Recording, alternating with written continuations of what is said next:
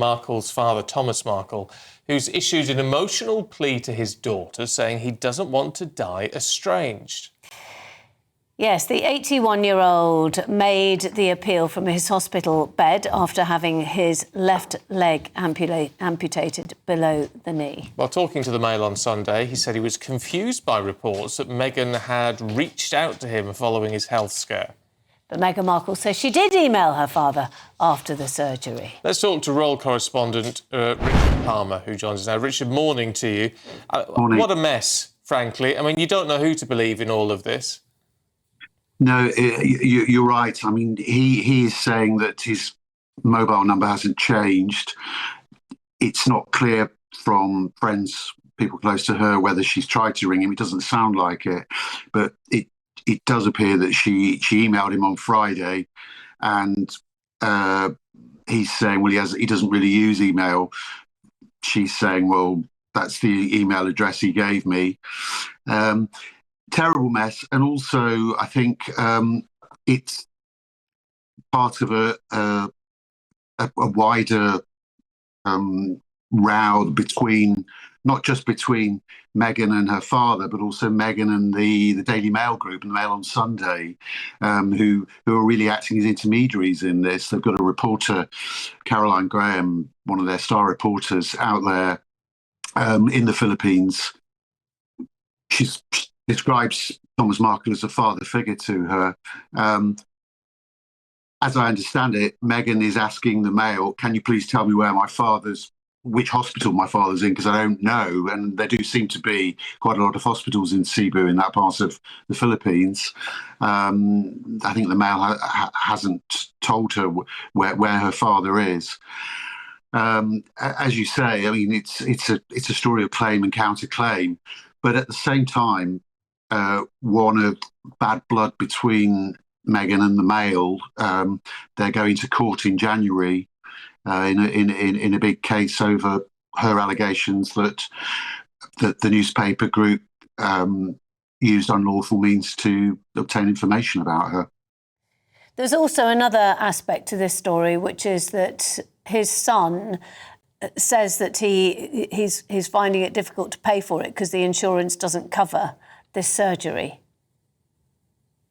Yes, yes. So I suppose that will raise it will raise issues about whether he's trying to make money out of this. You see, I saw it the other way, Richard. Sorry to butt in, but I kind of saw that the other way, in that, you know, you have a daughter who's not short of cash, and maybe even if she doesn't actually get in touch the way that he would want her to get in touch, at least she could help alleviate the stress of not being able to pay for his treatment. Yeah, that's a fair point. I mean, as I've said before, really on here, I think that a lot of us have been through family rifts, and at the end of the day, most people will want to try to resolve issues. It may never be the same again, but I think the thought of her father dying and her not having spoken to him must be one that is causing her concern. And so then I guess many people will say, well, why don't you just pick up the phone and as you suggest, try to help him with his medical bills? It depends how much damage has already been done over the years, doesn't it? OK, Richard, thank you very much indeed. Hello, I'm Bev Turner. Now, it can feel like the money in our bank accounts at the moment does not keep up with the cost of living, and maybe there's a solution. I'm here today with the CEO of TallyMoney, Cameron Parry. Cameron, what is TallyMoney? Well, Bev, with TallyMoney, you get a current account and a debit card, but instead of pounds, you use milligrams of gold as your everyday money. So why gold? Gold traditionally is a great store of value. It has, on average, gone up at over 11% per annum for the last 25 years against the pound. It's tripled in value in the last decade. And in the last 2 years alone, it's increased by 50% against the pound. Banks' savings products just can't compete with that level of growth.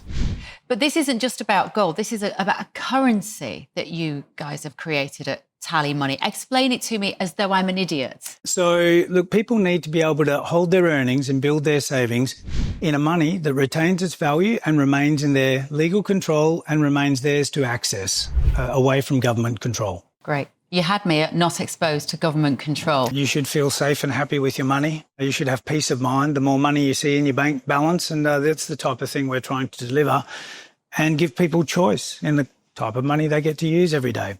Brilliant. Thank you so much, Cameron. Thank you.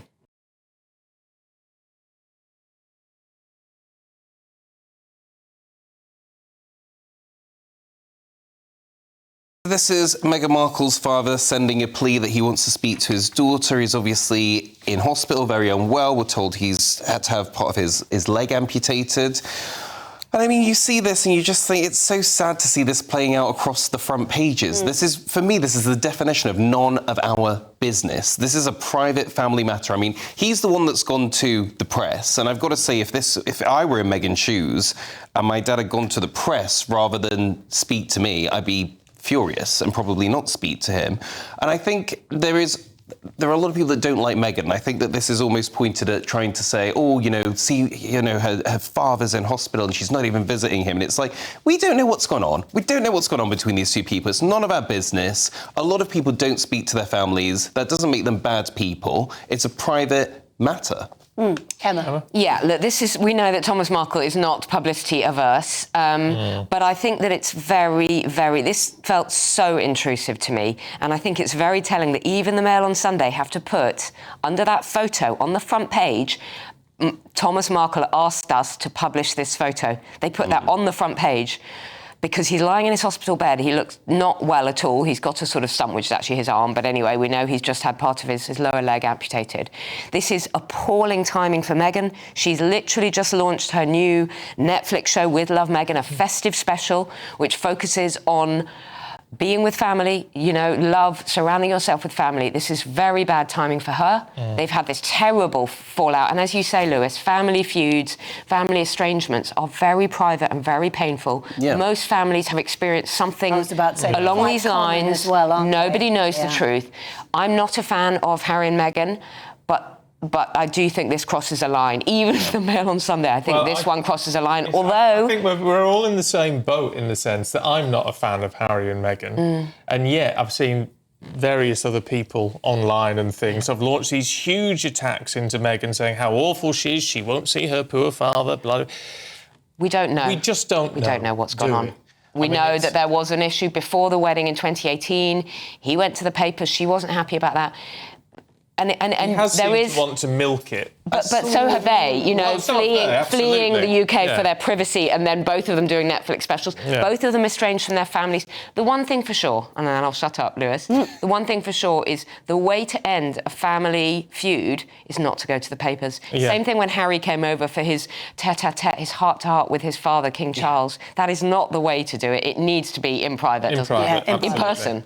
I was just going to see what you guys thought of, obviously, Harry got a lot of flack because this happened, and then he went on an American talk show, and people had a lot of criticism for him. But just going on, I don't know. I mean, to be fair, if you have a work commitment, and we've all had family in hospital, and you still have to work. I guess you could. Is what he's doing work? I don't know. It is work. But I think it was the night. I think it was the night later, actually.